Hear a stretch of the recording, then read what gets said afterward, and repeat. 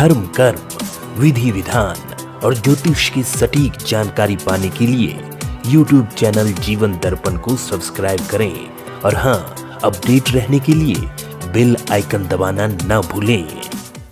देखिए, पितरों और देवताओं में अंतर क्या होता है। पितरों के लिए वेद मंत्र बोले जाते हैं, तब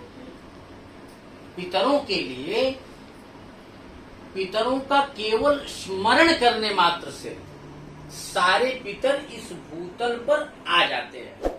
कब आते हैं? जब कर्क राशि पर सूर्य विद्यमान रहता है तो पितृलोक का दरवाजा एकदम खोल देते हैं चित्रगुप्त, और पितृलोक का दरवाजा खोल देते हैं और पितृलोक में ही जाने के बाद में व्यक्ति वर्ष भर अपने वंशज की राह देखता रहता है कि कब पितृपक्ष आएगा और कब हमारे वंशज मुझे श्राद्धादि कर्म के द्वारा तृप्त करेंगे। समझ रहे? जैसे चाहे मनुष्य हो चाहे देवता हो, यदि देवता भी मनुष्य के रूप में आए हैं उन्हें भी मृत्यु निश्चित है। जैसे राम, श्री कृष्ण इत्यादि देवता के रूप में आए थे, लेकिन उनकी भी मृत्यु निश्चित हुई। पितृपक्ष का कनेक्टिविटी महाभारत से बना हुआ है। महाभारत से बना हुआ है। जैसे कर्ण का नाम आप लोगों ने सुना होगा। कर्ण किसका बेटा था ये आप सब जानते हैं, लेकिन समाज उसको स्वीकार कब किया? जब पूरी महाभारत की स्थिति गड़बड़ हो गई। इसके पहले कर्ण को लोग सूत पुत्र के नाम से जानते थे। सूत पुत्र के नाम से जानते थे। ये कर्ण की जब मृत्यु हुई, ये चित्रगुप्त के यहां गया।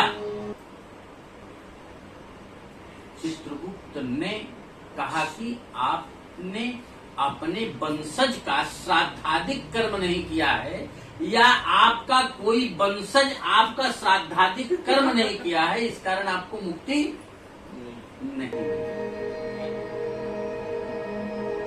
तो उन्होंने कहा मैं अपनी सारी संपत्ति जीवन भर दान देता रहा, तो मुझे ऐसा क्यों? मुझे ऐसा होना चाहिए। कहा आपका श्राद्धादिक कर्म करने वाला कोई उपस्थित नहीं है, इस कारण ऐसी स्थिति बनी। तो चित्रगुप्त ने विशेष अधिकार से इस पितृपक्ष को 15 दिन का समय दिया। यदि आपको यह पता हो गया कि हमारे वंशज कौन कौन से हैं, तो उनका श्राद्धादिक कर्म आपको करना चाहिए। यदि इसके पहले आपको पता नहीं था तो उसको मैं बता दिया हूं। अभी अगर आपको मुक्ति और भुक्ति प्राप्त करना है तो ये 15 दिन का समय हम देते हैं, यहाँ आप चाहिए। तो 15 दिन के लिए स्वयं कर्ण पितृलोक में आकर के अपने पितरों का श्राद्धादिक कर्म किया, तब पांडवों के वंश में एंट्री उनकी हुई। और इस 15 दिन तक हर वंशज के माता पिता दादा दादी अपने परिवार के इर्द गिर्द बने रहते हैं, और इर्द गिर्द बने रहते हैं वो इस आशा से रहते हैं। जैसे आपके पिताजी, आज ही इनको प्रतीक्षा नहीं करना पड़ा, आज ही आपसे श्राद्धादिक वस्तु पाकर के संतुष्ट होकर के सबसे पहली व्यवस्था में पितृलोक पहुंच जाएंगे, वापस आज ये चले जाएंगे यहाँ से वापस। समझ रहे? जैसे पितृ विसर्जन की बात जो आती है, पितृ विसर्जन को क्यों किया जाता है उसका एक दूसरा आधार है। जैसे मृत्यु में तिथि आवश्यक माना जाता है, मृत्यु में तिथि आवश्यक माना जाता है, इसलिए मृत्यु तिथि ही ग्राह्य माना जाता है। जैसे इन आपके पिताजी की मृत्यु तिथि क्या है? प्रतिपदा है ना? तो प्रतिपदा को ही ये श्राद्धादिक कर्म स्वीकार करके ये चले जाएंगे और वहां जा करके वहां लिखा देंगे कि मेरा बेटा, मेरे परिवार के सारे लोग नाती पोते सहित इकट्ठा होकर के हमारे लिए प्रार्थना करें। पितरो वाक्य मिच्छन्ति भाव मिच्छन्ति देवता। पितर वाक्य चाहते हैं, पिताजी को 1 लाख रुपए रोज दे दो और उनके साथ अपमानजनक बातें करो तो वो खुश होने वाले नहीं। 1 रुपए भी मत दीजिए, प्रार्थना पूर्वक उनसे कुछ आग्रह करना है तो आग्रह कर दीजिए, वो आपसे बहुत खुश हो, कोई दिक्कत नहीं। तो पिताजी का स्मरण करने का यह एक विशेष पर्व माना जाता है और इस विशेष पर्व पर आप अपने पिताजी से जो चाहेंगे वो प्राप्त कर सकते हैं।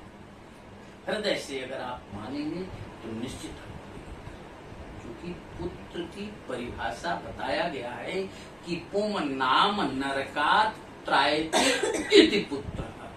पुत्र वह है जो कि पिता को नरक जाने से बचाता। ये श्राद्धादिक कर्म जो किए जाते हैं ये श्रद्धा से किए जाते हैं। इस समय श्रद्धा का होना बहुत आवश्यक होता है। अगर आप में श्रद्धा की अभिव्यक्ति है, जो काम पितरों देवताओं के द्वारा होता है उससे बड़ा काम पितरों के द्वारा होता है। क्यों होता है? पिता ददाति सत्पुत्रान। पिता यदि संतुष्ट होता है तो सत्पुत्र देता है और पितामह यानी दादा यदि संतुष्ट होते हैं तो वो अचल संपत्ति देते हैं और परदादा यदि संतुष्ट होते हैं तो रोजमर्रा की आपूर्ति देते। अब आप सब बोलेंगे मातृ देवो भव, पितृ देवो भव, आचार्य देवो भव। अपने अपने पूर्वजों को, अपने अपने पिताजी को आप लोग प्रणाम करेंगे। बोलिए पितृनारायण भगवान की जय।